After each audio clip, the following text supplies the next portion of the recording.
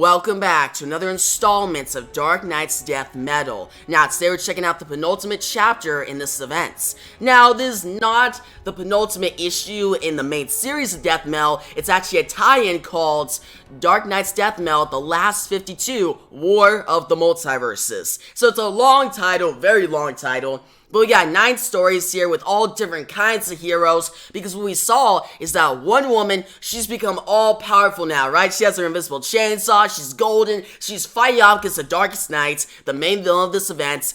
And then we have all of our heroes fighting off against other different evil versions of themselves. So it's a big old fight that's gonna be through this entire issue, right? We see all these different heroes like Shazam, Green Lantern, Batman, Superman, what they're doing in this big battle, right? The final battle for the multiverse. So, if you guys are ready, let's dive into this issue.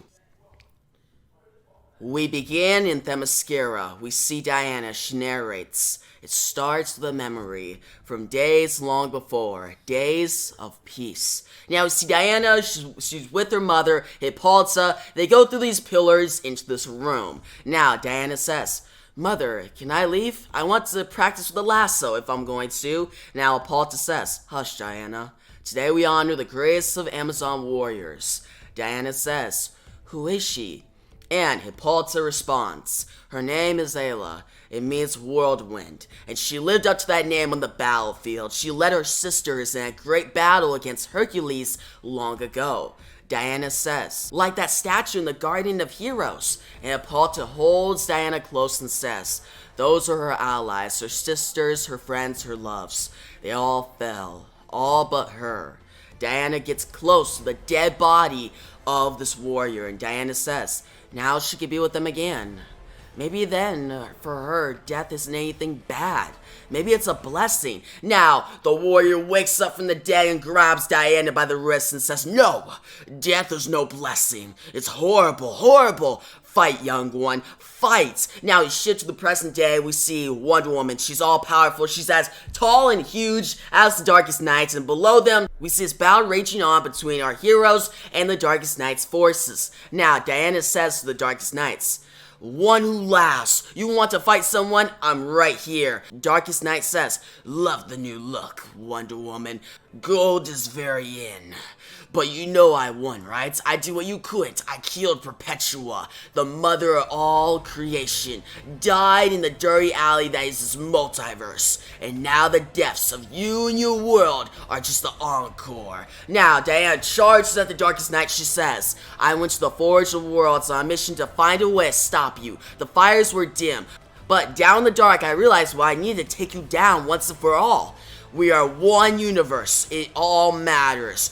We all matter. Even you." Now the Darkest Knight smiles and says, "I'm all that matters, Wonder Woman. I have transformed myself from a sad boy in an alley to a god, while you have become the things you despise. A god who overlooks the horror of war and doesn't do anything to stop them." Now Diana catches the Darkest Knight by his wrist with her lasso of truth, and the Darkest Knight laughs, but Diana says, "Luther designed a machine that would force us to see the truth.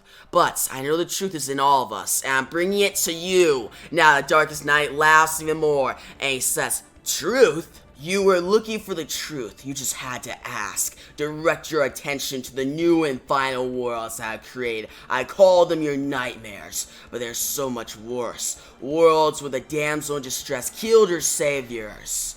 Where the Boy Scout finally saw that humanity was beneath him.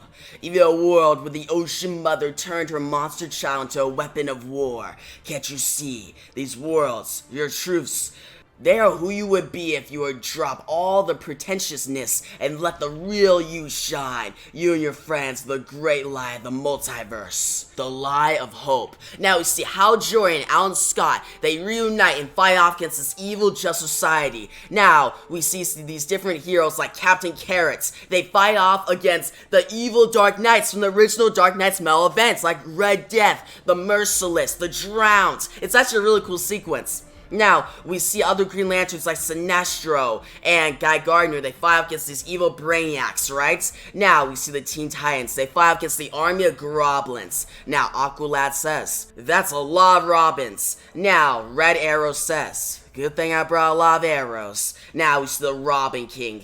He says, cute, witty banter, I love it. You know, I'm a little disappointed I was never a Teen Titan, and that's when Wally West, this evil Wally West, runs. He says, you didn't miss anything. You were probably safe for not being a Teen Titan. That's why in my world, I put them all out of their misery. He has a gun in his hand, he starts shooting, and he says, they call me the fastest killer alive. See ya, kiddies. He starts shooting at the Teen Titans. That's when our Wally West runs in, the Wally West from Earth Prime. He saves all these Teen Titans, catches the bullets. He says, no, never again. You're my fear, aren't you? From a world where what I did wasn't an accident, that I liked it. And that's when the evil Wally West walks up to him and says, you loved it. Barry was famous for dying, right? How about I help you be famous too? Now it's when Roy Harper, the undead Roy Harper, shoots this evil Wally West in the head. And he says, that wasn't you, buddy, not by a long shot. And Roy Harper continues, the Wally I knew was a good man who would never act like that tool. I was there with you too. We were both hurting, so I don't blame you for what happened. But what I'm trying to say is, you still owe me. And Wally West saves Roy Harper from another evil incarnation. And you're a whoosh as Wally West uses powers to stop this evil force, the Darkest Knights. Wally West says, I owe a lot of people. Now, Roy Harper gets his bow and arrow ready, starts to shoot out. He says, how about we cut the guild's trips and take down some of these ugly boy wonders? I'm beating you 201, Kid Flash. Now, Wally kicks a Groblin in the face and says, never change, Speedy. Now we see Orphan. She fights off against these Groblins. She says, there are too many. Now, Jay Garrick and Barry Allen, they all show up. Jay Garrick says, boys, you feel that? And Barry says, more and more of the Batman Who Laughs' dark worlds are on the horizon, coming into focus. I hate to say it, but this war is about to go from impossible to hopeless. Wally says, we need backup, fast. Now it's when we see the other Flash family members. They show up. Kid Flash, Impulse, Max Mercury, Jesse Quick, and Avery Ho. Kid Flash says, you called? And Barry says, Kid Flash, and Kid Flash continues, you told us to race to you when the time was right. Jay says, it's okay, Jesse. With you, Max, and Avery joining us, maybe we can really win this thing. Keep fighting. We see the whole Flash family fighting out against evil versions of Swamp Thing. Now, we return to the fight between the Darkest Knight and Wonder Woman. The Darkest Knight says, you see what I mean? You know a war better than most, Diana. More hope on the battlefield can be a killer. Gaze upon the reality of this last war and tell me what you see. Wonder Woman looks on. Now, we stop the story for a little bit and we go to our interlude. We go to the battlefield, but in the big fight, right? And we see Superman with his family. He says, it doesn't have to happen like this. Now, an evil Superman named Shepard says, deal with it, losers. Now, another evil Superman named Saint says, yes, it does. Another one named Savior says, we have decreed it. Now, these three evil Supermen are called the superiors of the ancient House of El. Now, Superman says, I wasn't talking to you. I was talking to him. Now, that's what the Saint says. Fool, he has nothing to say. We see the last son, the captive Superman. This is the one that went to the black hole and kills people, right? The dark one. Now, Superman goes up to the last son and says, listen to me, Clark. Whatever happened to you, you've got to remember who you are and what that S on your chest means. Now, the original Superboy says, what is he doing up there? Supergirl says, whatever he thinks he has to. Now, Superboy responds, he can't think he can turn the last son, and Supergirl says, he's Superman. He can do anything. Now, Superman puts out his hand to the last son, says, join us. Fight for what you've always stood for. Now, Jimmy Olsen's Steel and Jonathan can't look up. Now, that's when we see the last son. He punches Superman back. You are kakroom. Superman goes flying back. Jonathan Kent screams, Dad! Steel says, keep fighting, John. And Jonathan Kent says, but he's not even trying. And the last son starts just being into Superman. And Superman says, you got to be somewhere in there. Some part of you that still believes in truth and justice. But the last son punches him again. You're like, kapow! And then boom! And Superman says, you have to believe in justice and tomorrow. Now the Satan looks on. we see the superiors of the ancient House of L. They attack the Superman family, and they're actually winning. They're getting a hold of the different Superboys. Now, so we go back to the last son. He punches Superman in the face, you're at fuck, and they knees him into the stomach, then blast him into the ground, you're at crash. Now, all the Superman family, they look in awe. They're shocked. They're losing. Now, the Saint Superman says, "A lesson, children. The Superman laid low because his principles stand between him and victory." Superman gets up. He says, "I don't need to win. All I need is to believe I still can. That's what hope means." He stands up, puts his chest out. But the last son looks. Superman looks. They get their heat vision ready. You're at crack, and then that's when they both blast each other. You're foolish and then crush. And that's when the Saint says, "Hope is the refuge of insignificance like you. I'm embarrassed to share your name in blood. Do you really think your people can stand against the ancient House of L when you couldn't?" Superman on the ground, he's losing. He says, "There's always hope." The Saint looks up. He says, "So let's just wait for hope to save the day. I'm sure it'll be here now we see Cyborg Superman shows him and says, "Sure, I'm shooting." Now, that's when Superman looks up. He says, "Luthor, Henshaw. That's Zod." You see Lex Luthor, the Eradicator, Cyborg Superman, General Zod, they all team up to fight off against these evil Superman. And General Zod says, "Son of Jor-El." And that's when Cyborg Superman clenches his fist and says, "You've been a pain in my ass for a long time, spit curl. But you know, considering the situation," he punches the Saint Superman in the face. You're a wham, they go flying. Now, Luthor picks up Superman, and Superman says, "I wasn't expecting you, any of you." And Luthor says, "We may have been opponents, alien, even adversaries, but at the end of the day, even we know that Superman is on the side of life." Now the Saint goes to attack. He says, "Only the mighty prevail." Superman says, "Hank." That's when Superman punches the Saint Superman back. You're at crack. Boom! He goes back. He protects Cyborg Superman. You see the Superman family. They're winning now. Superman says, "I don't have anything left. The anti-life. Don't give up. We still need." Supergirl goes up to him and says, "We won't, cousin. We won't give up. I promise. Do you hear that, store brand? Superman doesn't ever give up. And we are all Superman." The Superman family, they fly up into battle. We shift to Batman, and Batman was with his Bat family fighting off against all these evil hordes, right, of the Darkest Nights. And he's fighting back, and he says he's been pushed farther before. This is not the farthest he's been pushed, right? He could go farther. He's died, but he's came back with his Black Lantern ring. He's fighting back. He keeps going. He's proud of his Bat family. We see Batgirl, Duke. We see the Robins. They all fight back against these evil Batmans, and they keep charging. Batman says, "Family, behind me. We need to advance together." Now the Batman who laughs behind him betrays him. The one that he brought back from the dead, right? So the evil Batman who laughs attacks, and then Batman counter him and then starts to take him to the ground. The Batman who laughs says, "Now, that might have worked if I hadn't cured the leather in my suit with the oils from a Lazarus pit. There's still enough life in here to push back." Batman pulls Batman who laughs to the ground, says, "You don't think I doused your course with a counter agent before I brought you back? Who do you think you're talking to?" Now, that's when the Batman who laughs says, "Heh, I'm talking to myself. Isn't that the whole point?" Now, Batman goes to attack, but Batman who laughs slashes back with his chains. He says, "Look, I just wanted to have a few last words at the end of everything. Here's the way I see it, Batman. Either the big cosmic version of me is going to win, and he's going to turn this whole multiverse into a weapon to kill whatever god or source is out there in the Omniverse. So what I do here right now is not going to matter. Or he's gonna lose, and all the pieces might get put back together, a big, bold new multiverse, with a dark multiverse trapped down there, like it used to be." Batman says, "What's your points?" And Batman laughs, elbows Batman in the head, and says, "That means I need to keep whoever survives this battle afraid enough that it counts.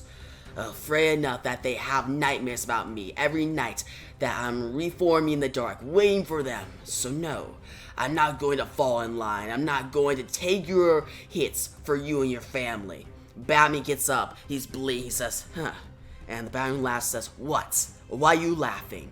And Batman says, You're thinking of this backward. You realize there's only one person you need to keep afraid. The only person who knows exactly how dangerous you are. Who can picture each and every horrifying thing a Batman can do if you stripped away every bit of decency.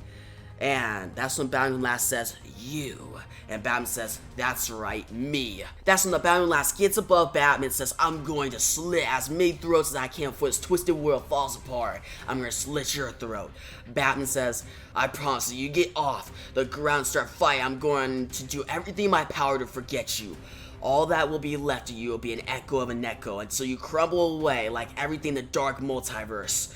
Batman who last starts laughing uncontrollably. He says, you're right. I need you as much as you need me. That is funny. Now he starts to laugh and he stands over Batman. Behind him you see Joker dragons and you see the evil Batman from the original Dark Knight's Metal. Like the Merciless, the Red Death. They're taking control. Batman lost his battle, but he may win the war. Now Batman concludes his narration with, another limit gone. I see a Joker drag in my eye and hear that cold voice laughing. It's contagious, exhausted, beyond belief. I let go. Batman starts to laugh with the Batman who laughs. We shift to the Atom. Atom is in this battlefield. He says, I shouldn't be here. But then again, none of us should. You see this big battle raging on. Now, that's when we see the Mr. Terrific. He saves Atom from this blast. He says, down! He catches him. And Mr. Terrific says to Atom, you okay? Atom touches his arm, realizes he's okay, and says, yeah, Michael, totally fine. Now, that's what Mr. Terrific says. Keep your head in the game, kid. We got a date with some metal man. Now, that's when Atom narrates him farther. He says, my name is Ryan Choi. I'm the Atom. Not the first Atom, but you know, the current one. And this used to be Themyscira. Michael and Dr. Magnus had the idea at the same time to integrate Michael's T-Spares with what's left of the Metal Men, adding flight capabilities. If we can get them inside the Dark Earths, there's a chance we'll be able to shift the worlds out of phase, slowing down their nightmare creatures. It's a good idea. You might even say it's terrific. And I know it won't work. Now Atom says, guys, I'm sorry, but what are we even doing here? I mean, this is the end of the world, the end of existence. It's gods and magic and hellish nightmare monsters. When science means nothing, what difference could the three of us possibly make? Now, so we have Krakoom with this big blast, and we see this evil Atom. He walks through. Atom says, the explosion should kill us, but it doesn't. Instead, I see my own dark nightmare. Maybe it has to do with the barrier between realities, melting and the type of inverted radiation pouring off of him. Either way, the second we see each other, we both understand. Atom looks at his dark version. Now, that's when Atom narrates, a world like ours, at least it starts. Except he let his limitations and his fears take control. He stopped questioning. He stopped exploring. He grew. But only physically. Now, this alternate version of me goes by the name Ra, which is also the periodic symbol for radium, a radioic element, unstable atoms. So basically, this guy's name is Unstable Atom. That's what we're gonna call him, right? But he's all powerful. He's more powerful than Ryan Choi. That's when Unstable Atom says, you don't believe it, do you? Everything you know says that I should not be possible. Atom says, you aren't. Now they start to attack each other. Atom downsizes as the Unstable Atom blasts him, right? The Unstable Atom says, then it'll be the irony of ironies, because the impossible is going to kill you, Ryan Choi. Do not waste energy trying to understand how and why. Spare yourself the prolonged pain. Submit to a fast death. It'll be our gift to each other. He continues to blast, but Atom dodges. Now, Atom is finally hit. He's on the ground. Now the Unstable Atom walks forth. He says, a last-ditch attempt to learn and understand in order to save your world. Pathetic. Mr. Terrific gets up. He says, if you think science is pathetic. And the Unstable Atom turns toward Mr. Terrific and says, no, not science. Your hope. Now he blasts and starts destroying, killing people. He says, but it doesn't matter. Everything ends. Now, so the Atom, he returns. He was downsized for a little bit. He shrunk, but now he's back to full size. Actually, even bigger. He says, you're right, Ra. It does! He gets his foot, he stomps on the unstable Atom, you hear a slam, Mr. Terrific watches. They defeated this evil version of the Atom. Now, the Atom shrinks once again at the size of Mr. Terrific. Mr. Terrific says wow, okay, have you ever grown that big before? Orion responds, no, never. And honestly, I shouldn't be able to. But something about his radiation blasts, and Mr. Terrific says, what? And Adam says, just that I forgot what it feels like to be on the edge of the unknown, to have it feel so overwhelming and unknowable, to feel so small. I forgot how exciting it was. He clenches his fist. Now he looks out into the battlefield. He says, everything I know about science tells me there's no way out of this, Mr. Terrific. But it turns out everything I know about science is just a drop in the ocean now. I have no idea if this plan will work. But compared to my previous certainty that it won't, that's an improvement. Existence very well might be coming to an end. It very well could be hopeless, truly. But when has any worthwhile breakthrough ever happened? If people gave up when it seemed hopeless, come on guys, let's make some Metal Men. So, Will Magnus, Mr. Terrific, and Adam team up to create this army of Metal Men, right? And they're gonna fight in this battlefield. They're gonna bring hope to all the heroes. We shift to Lois Lane. She's in tears. She's a nightmare version of herself. She narrates, how did this get worse than anything I could have imagined? Seeing her, I want to scream, but I won't. Now, that's when Jimmy Olsen says, holy Miss Lane, where are we? Wait, is that you? And Perry White says, Lane, how are you? And Lois Lane says, Perry, take Jimmy and run. And Jimmy says, but Miss Lane, and Lois says, go. Now, so she looks out, and she says, I told them to run, but where can anyone run to now? Now, it's this evil Lois Lane. She comes down, and she confronts our Lois Lane. Lois Lane says, there's no running from an evil, especially like me. Now, that's when Lois Lane, this evil one, pulls out the head of Superman. She says, take me to the highest peak. I want to see the destruction. Now it's when Lois, she's saved by Maxima. Maxima says, that is enough. She flies off with Lois, but Lois says, Maxima, what are you doing here? And Maxima says, my imprisonment was overturned. Our world is in shambles. I was needed, so I came. We need to get you far from here, Lois. Lois says, no, take me to where she is. I had to know. And Maxima says, no, what? And Lois says, I did what I think, and then we cut, and we see Maxima taking Lois to the evil Lois Lane.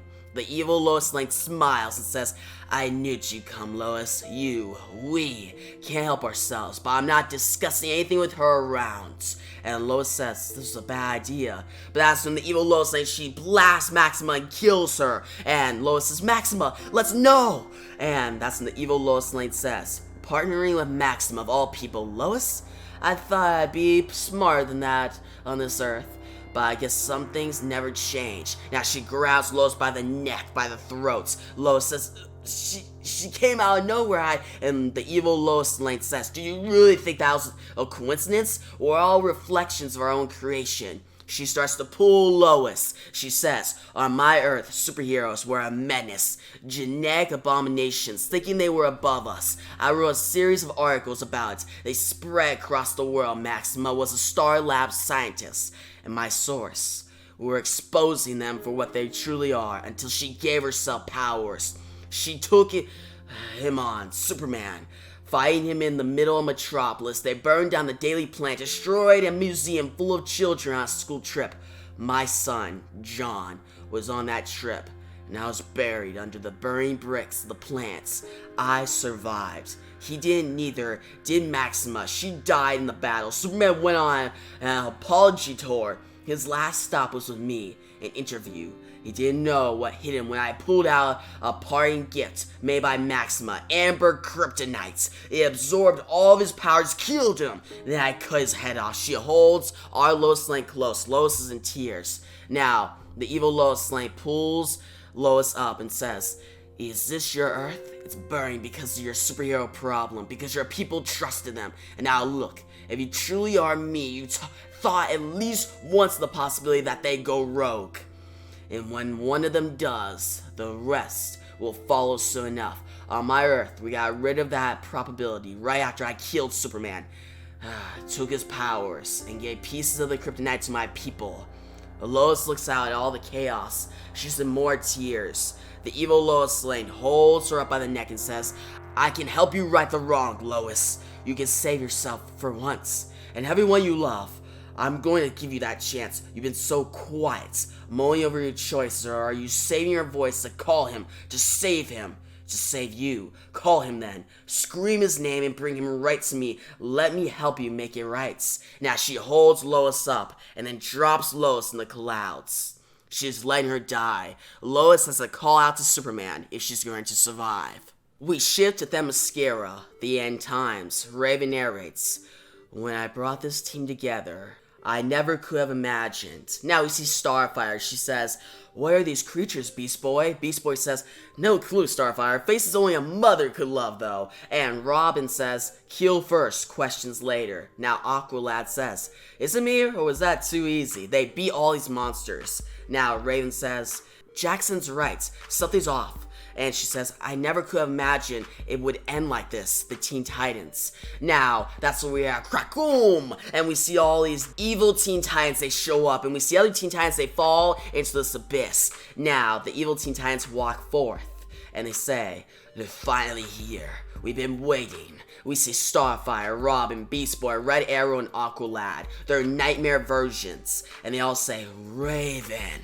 And Aqualad says, get off me. And Robin says, watch out. Now Raven, she starts to lose control. She says, in the end, evil changes you. I know this all too well. It turns you into something unrecognizable. She remembers Trigon.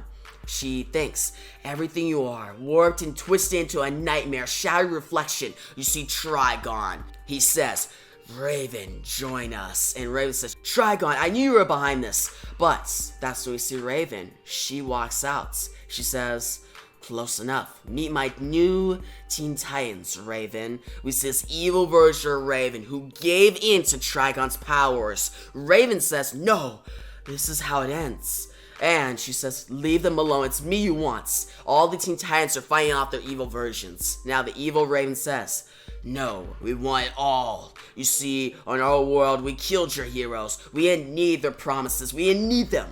Instead, we chose Trigon and became more powerful than you could ever imagine. Join our new future, Raven. I've seen it so clearly. Raven looks at our nightmare version and says, we'd never join you. And then the evil Raven says, you didn't have a choice. The world will soon come to an end. Raven thinks evil tears you apart, and then it goes after the people you love. You see Beast Boy getting attacked by a nightmare version of himself. He's almost getting killed. Now, the evil Raven says, we will win. And that's when Raven lashes out. She says, you must not have heard me the first time. Don't touch my friends. Now she blasts the evil Raven back. Now the evil Raven gets up with a third eye and she says, you can't fight, Raven. Now Raven gets all her power. She says, watch me. Now she attacks and they start to have this big brawl. You see this our Raven against this evil Raven that has the powers of Trigon. It's the evil Teen Titans fighting off against our Teen Titans. Now, Raven narrates, I have a little story of my own. I once had nothing and no one but the shadows that tried to lead me astray. Those shadows, like whispers, were my only companions. They told me to choose power over honor, to choose my father, and then I found my true family. Now, the evil Raven says, you are weak. You always were. Your world is dead. It's time to come back home and lead your team to their true destiny. Now, Raven flies down. She says, you might have won your world, but your future on this one depended on one thing. That I'd ever let shadow, a vicious whisper, find a place in my heart. She blasts the evil Teen Titans back and says, so take your team and your sick future back to hell. She blasts them to hell, takes them down, and saves her Teen Titans in time. She finishes off her narration with, I never thought it would end this way, but I always knew our light would lead the way. And that's how we cap off Raven's story in this collection. We begin in the hellscape formerly known as Themyscira. Now Penguin narrates, this I know for certain. There always must be a machine to run. Freezing metal, years for teeth, ice water in its veins. That is the way civilization survives. Destroy that cold machine. And what does the penguin have left? Is this really what I am out there, elsewhere? I, the most cultivated, the most cultured, the most affluence. Articulate, suave, intelligent, well-fed, and cosmopolitan of all. Is this what the penguin is in all those nasty little cesspits you call worlds? One who forsook his appetite and feasted instead on something I quit to describe. One who took pleasure in turning on the only creatures that adored him, those even weaker than himself, and one who never grew beyond the swollen, smothering, suffocating need to be reunited with his parents, even if it meant absorbing them into his very flesh. Now, Penguin goes up against an evil nightmare version of himself. He stands tall. He says, "This will not stand. I'm not going to have my legacy, everything I have built, slopped over by a boogeyman, a sadistic and suity supurating Detidopal freak." That's when the evil penguin says, "Then tell us, little penguin, what are you going to do about it?" So all these evil penguins come forth, they start to attack, and Penguin narrates, "No matter who or what came and went in the old days I stayed. No matter who fought or killed or died over this scrap of territory, that bank vault, or this pure ideal of that dead broad, I remained in power. Earthquakes, plagues, victims, and villains. They come and go like seasons. But who kept civilization alive? Me! I kept the wheels turning. I rebuilt the machine when I had to. I'll lie down with whatever strange bedfellows I must to protect that wonderful machine." Now you see this penguin who has radiation pick up our penguin, right? He's about to eat him. Now, Penguin swallowed into this, and he continues to narrate, crushed inside his supurating, eradicating mutant flesh, I think absurdly. Apicius the Gluttonant was the richest man in Rome, richer than the emperor, and yet he died by his own hand when his fortune fell to a mere 10 million. Is life worth living if I am reduced to this? But a microbe will thrive on even the most bargain rock, because deep within its cells, its most primal commands, is the knowledge that one day I might become Apicius. He was a cook. Apicius wrote one of the earliest cookbooks to ever come down the ages to us here. At the end of all things, ostrich and crane, turtle dove and flamingo, 420 blackbirds baked in a pie. He cooked and ate them all. And if he'd known what a penguin was, he'd have eaten one too. Now we see this huge penguin, this huge bird come out and starts to attack. Penguin continues to say, "A gentleman is known by the manners of his life, and even more by the manner of his death." Now, he continues, "One last supper for old time's sake, one last toast to ring in the dark new year. Elegant is he who finds himself alone, but still reaches for the sugar tongues. Elegant is he, the true keeper of civilization. Duchess potatoes, drooling butter, oozing garlic, and to drink, ice water of water ice." Now we see this one penguin start to just kill all these evil penguins, right? And it continues to actually gouge into this radiation penguin, and it kills him. It eats him by the neck, and this penguin just looks out, and you see that our penguin from Earth Prime has become a true penguin, all-powerful force, fighting out against this evil penguin. This is actually pretty dope. And he says, "Whatever I need to do in order to survive, I will do it." He stands tall. He has won. He has not died in this final battle. We shift to John Constantine. He's with all these heroes, and he says, "I'm not really suited to all this punching and getting punished rubbish, Arrow. I prefer to leave all that to you tossers and tights." Now, Green Arrow says, "I have a bow and arrow. You're a damn wizard, Constantine. If I can fight, you can fight." Now, Constantine responds, "From the chap who bribed his way onto the Justice League, that's priceless, that is. Oh, gorgeous, misplaced my smokes. Haven't got a spare, have you?" Now, Sergeant Rock says, "No things kill you." And he's in this mud, right? He's just walking through, and John Constantine says, "Here's hoping." Now Green Arrow shouts, "Here they come!" And we see this evil Superman comes forth, and John Constantine is frightened. He says, "You gotta be having a laugh.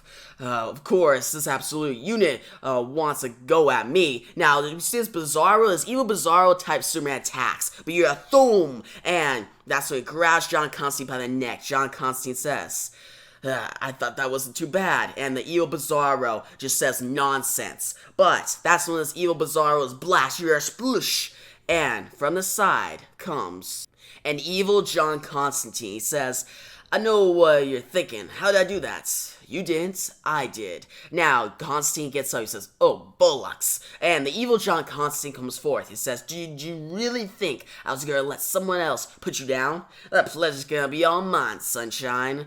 You got no chance here, Johnny. You might have flirted with some dark magics in your time. I went all the way. He spits on Constantine with blood. But Constantine then smacks him in the head, headbutts him. He says, I noticed. Now, blood comes out of the evil John Constantine's nose, and he says, for that, I'm gonna really take my time. He starts to bury Constantine into this rubble. Constantine says, okay, you win. Can I have a final request? And the evil Constantine says, I'm not gonna show you any mercy. Now, Constantine says, one last drink. Give me that, and afterward you can flay me and make a new quilt for your mum. For all I care, mates. And the evil Constantine says, do what now? And Constantine says, I spy a pub not far from here. What passes for one in this toilet? How about we down a cheeky pits?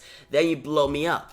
Now, that's when he's released. And the evil Constantine says, alright, no tricks now. And Constantine says, only tricks I've got up my sleeve is making some brain cells disappear. And evil Constantine says, you make me laugh, Johnny. And John Constantine says, yeah, you're real right. Now, these two Constantines just walk off in the middle of battle. I actually found this pretty hilarious, guys. Like, the middle of battle, a lot of people are dying. Green Arrow shoot his arrows. They're fighting for their lives. And Constantine's just getting a drink with his nightmare self. Now, the evil Constantine says, tell me about yourself. And Constantine says, really, mates? You're about to bump me off and you want to hear my bloody life story?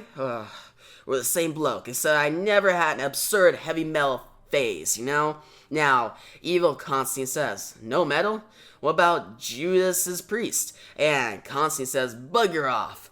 Crass, conflict, up the punks and all that. Closest I got to metal was Doom. Now, evil Constantine says, yeah, Doom's alright. What about Motorhead? And Constantine says as he walks, don't be thick.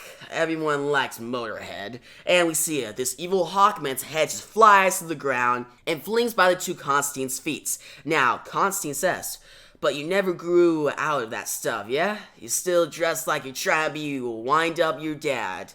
And evil Constantine responds, and you dress like him? Now, they both laugh, and they both tell each other they're both assholes, right? They're just having a good laugh. And that's when they walk to this pub, right? So they walk in, and Constantine says, you got a spare cig on you? And the evil Constantine says, nah, things kill you. And Constantine says, oh yeah, what was I thinking? No beer from the looks of things. This should do the trick, though. On the rocks, yeah? And the evil Constantine responds, yeah. And Constantine says, so, we're basically the same guy, right? Except at some point you clearly went out the rails. The evil Constantine responds, you sure that wasn't you? And Constantine says, fair enough, and the evil Constantine says, stop. All poor. And Constantine smiles and says, suspicious one, ain't ya? And evil Constantine says, you blame me?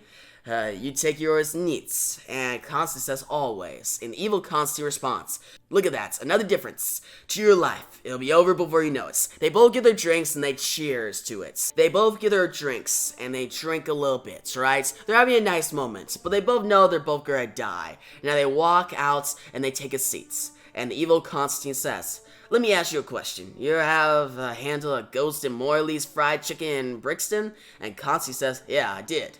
Right bloody mess that was, you? And evil Constantine says, yeah. Now, Constantine sits down and says, my turn. That MP who had to think. And evil Constantine crosses his legs and says, with the kids? Killed him? And evil Constantine looks at Constantine and is ready for what he's about to say. Constantine says, kinda wish I'd done that. Now, evil Constantine says, you ever go out with Jenny from Tesco? And Constantine says, yeah, you? And evil Constantine says, never got the nerve, so what happened? Now, Constantine states, use your imagination. Okay, one more. You used to be an alright geezer, yeah? One of the good guys. And evil Constantine looks up and states, you know, it doesn't work like that. We answer to... Constantine cuts him off. Yeah, higher powers. But you did, right? You tried to save people.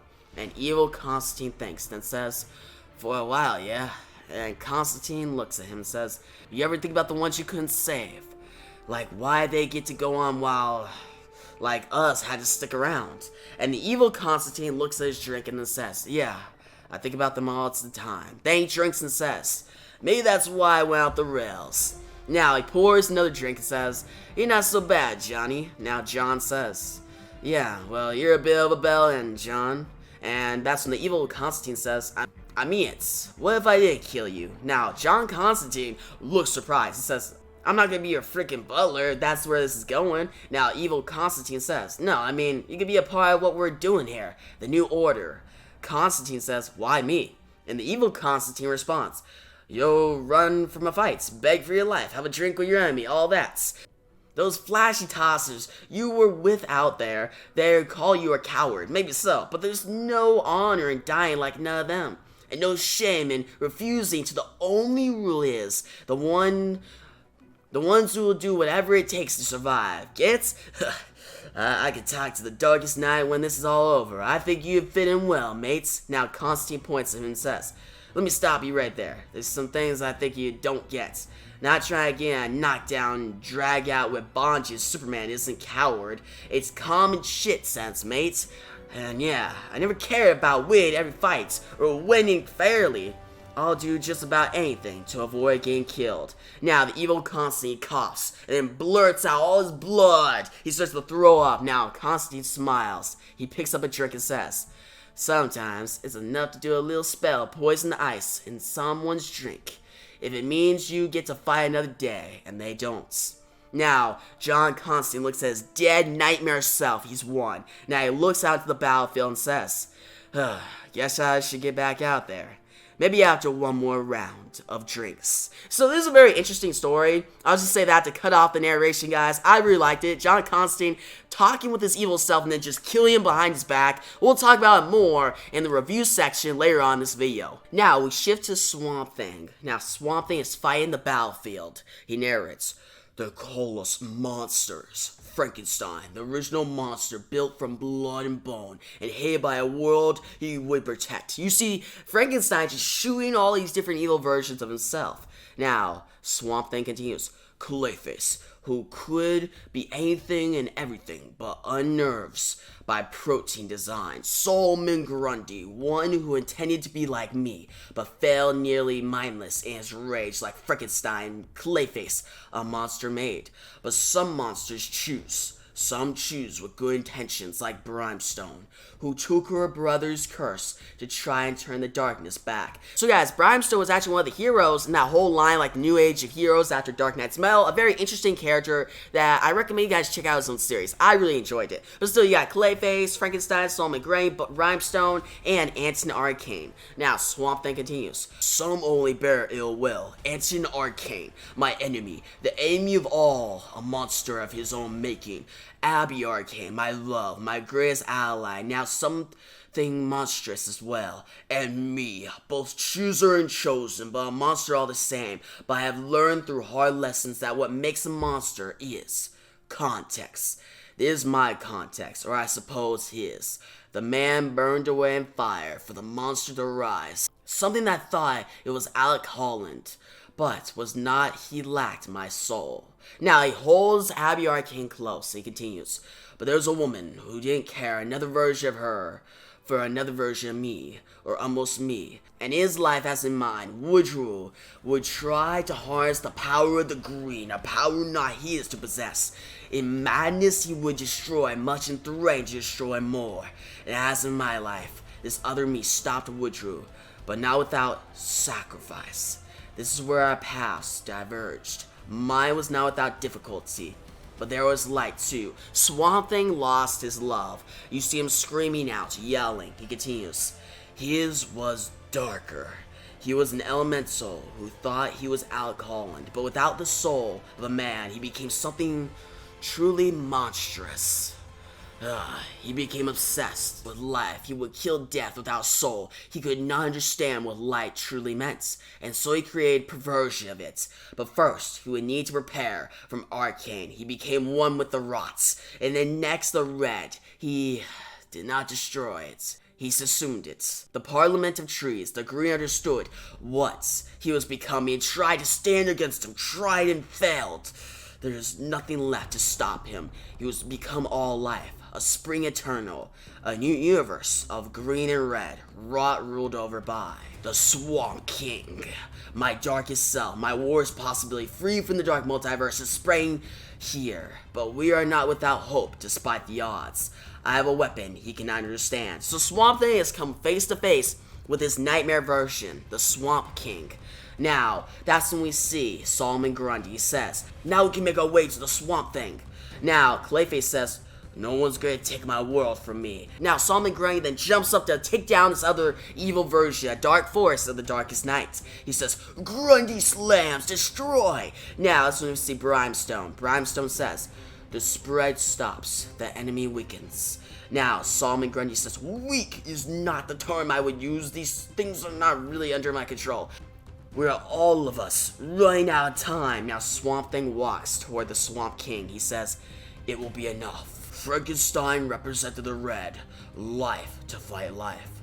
Clayface the melt. Grundy another aspect of the green. Brimstone for a connection to the dark multiverse. Arcane for the rots. I knew that each of them, while non-elemental, would still present difficulty that the Swamp King could not easily devour. I had hoped they would survive, but they knew the mission was simply to deliver me. Swamp Thing jumps up to confront his evil self. Now, Swamp Thing attacks, but the Swamp King grabs him by the neck, and he says, fool! I was already conquered the elements. Did you think that all this would be more than a momentary distraction? Life must spread. Did you think you could win? And Swamp Thing says, I had hope. Now Swamp King stabs Swamp Thing and says, there is no hope, there is only me. Now Swamp Thing smiles and says, there is us. I didn't come here because I am of what was once the green. I came here because I am Alec Holland. You are a plant elemental who was his memories by his soul. Well, you are once to become me. Now the Swamp King screams, no! Now Swamp Thing says, whatever mad thing your nightmare world has made you, we're meant to be one. You'll become Alec Holland, and I would never do this. Since all life is you, I can spread through you. You will fight me with all your will and wickedness. You could even win, but you would have to die to stop me. Strike us down. We will go together into the burning dark. But you won't. You can't, because that too would make you something other than what you are. So, you will seize the monster, and you will become the man. That's how we conclude Swamp Thing's story in this collection. Now we switch back to the beginning story, the very first story in this collection, where we see Wonder Woman fighting off against the Darkest Night. This is the main story. The Darkest Night taunts Wonder Woman, and he pretty much shows her all the different people sacrificing themselves for this war. Donna Troy, all the heroes. And Wonder Woman looks down. She wants to fight back. She sees all her friends losing. And she looks down and sees Cheetah. She's sacrificing herself. She says, Cheetah, no.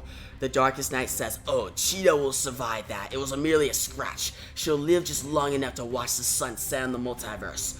I was wrong about you, Diana. You are no god. Gods are cruel like me. You will submit and you will fall. You will bend the knee. If you ask me nicely, we can stop all this fighting. All the pain can stop. And your final moments can be peaceful while the multiverse turns to nothing.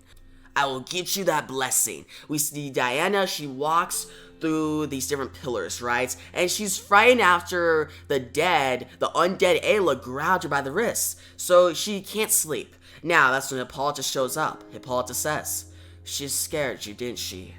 Ayla lived a good life, but she was still filled with regret, Diana. We add Ayla's statue to the Guardian of Heroes because of who she was in war. Diana says, what did she mean, Mother? That death was no blessing? And Hippolyta puts her hand on Diana's shoulder and says, during the war with Hercules, Ayla's faith wavered. She prayed the war would just end. The reality of the war scared her. She believed that she lived because she didn't push as hard as her sisters. That she had given her all without fear. Her sisters might have lived as well. She would rather have given everything and died there than her death would have no meaning. Diana latches onto this idea of never giving up. And that's a big theme in Wonder Woman's character. It's a really cool theme, and it shows this writer knows Wonder Woman as a character. that Wonder Woman fights till the end. She never gets up. Now the Darkest Knight says, "Well, what do you say, Wonder Woman? All the fighting can stop right now. Just say the word." He goes to attack Diana. Diana says, "I'd rather die." Darkest Knight says, "That's the spirit. I knew you had it in you. Who better to be the harbinger of death to the multiverse than the avatar of truth? Your death cry will signal to your world that the end has finally come." Diana fights back. She says the only sound the multiverse is going to hear is the sound of me kicking your ass. Wonder Woman charges the Darkest Knights, and the final battle approaches. That's how we end this issue, and the story of Death Metal will conclude in Dark Knight's Death Metal number 7. So guys, that was Dark Knight's Death Metal, the last 52, War of the Multiverses number 1. The penultimate chapter in this entire event. It's a big issue, guys, a really long issue, 80 pages, like that's crazy, guys. It's probably a super long video by the time I edit this, but still.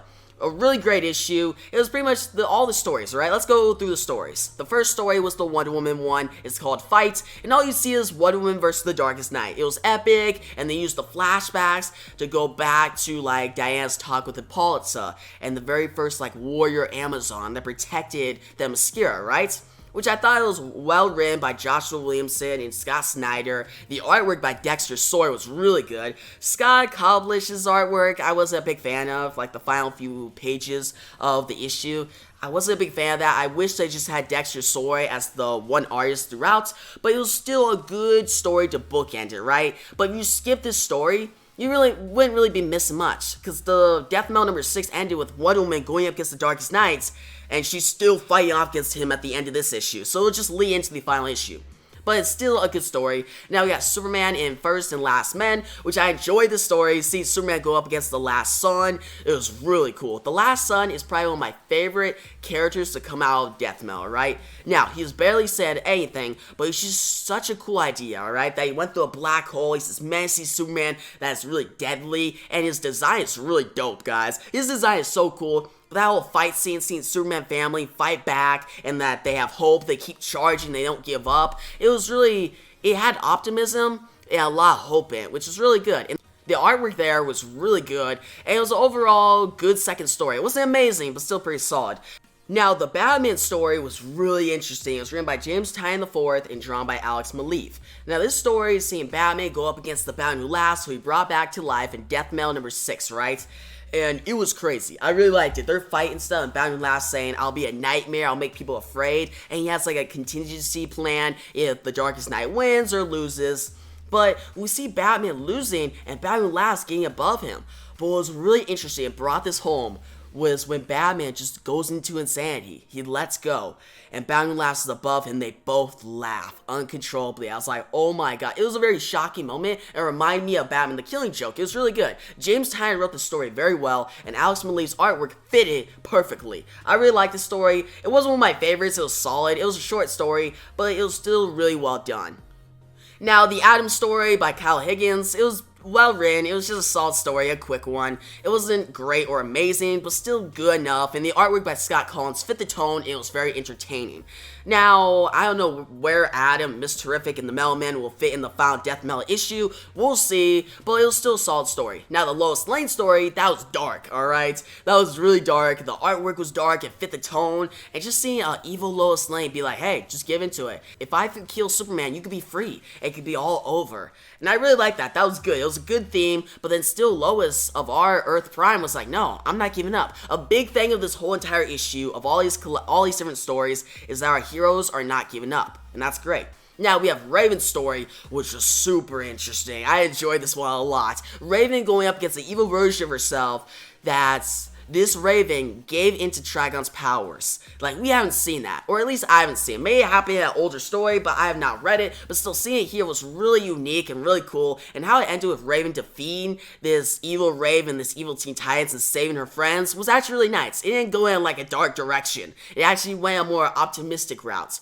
But still dark at the same time. Now we get to the Penguin's story, which was a little confusing, a little overwritten, a little bit, but I did like the end of it where Penguin becomes all powerful and becomes like a super powerful penguin. Like, that was just so dope. That was so awesome. But I wish it was a little shorter, because it was a little overwritten and a lot of words, Penguin going into like Roman mythology and stuff. And I was like, come on, just condense it a little bit so it's more enjoyable. But still a good story.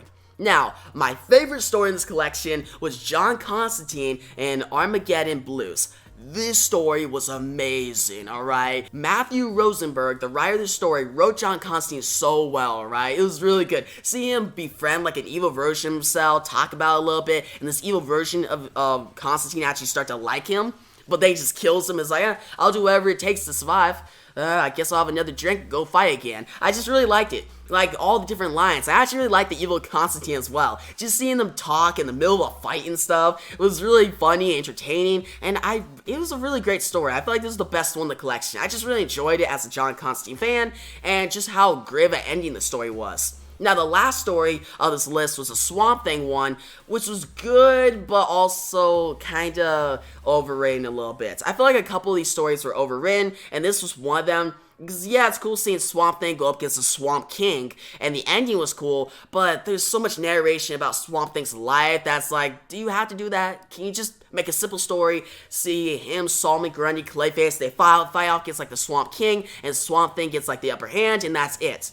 You don't have to have all this big overwritten text about, oh, Swamp Thing's history, how he knows Anton Arcane, how he lost the love of his life, all this different stuff. I got really bored during the story. It wasn't a terrible story, but it was weaker. But yeah, guys, overall, this whole entire issue, you could skip it, because if you skipped it, you wouldn't be really missing anything important. But it's still a really enjoyable issue. It is. I really enjoyed it because of all the different stories. Of course, there's a few of these stories in here that are just amazing. Like amazing stories, like the John Constantine one, the Superman one, and even like the Lois Lane one, and the Raven one. Like, that's 4 already that are really good. So I recommend you go check it out. And that's why I'm going to give this entire issue an 8.5 out of 10. I recommend it. Check it out. It's a good tie-in issue. But yeah, guys, tell me your thoughts on this issue. Did you love it? Did you hate it? And give me your rating down below from 1 to 10. And actually, give me your thoughts on every single story. I'd like to know all you guys' thoughts on all 9 of these stories. I'm pretty sure it's 9. 1, 2, 3, 4, 5, 6, 7, 8. Yep, 9. 9 stories. But guys, if you like the video, give a big thumbs up. New to the channel, make sure to subscribe and the notification bell so you don't miss out on the finale of Dark Knight's Death Metal coming out next week, guys. Death Metal number 7. I'll definitely have it on this channel early, and you better be here, alright? You better be here if you've been following this entire event. Don't miss out on the finale. You got this far. Finish it off. But yeah, guys, thanks for watching, and peace out.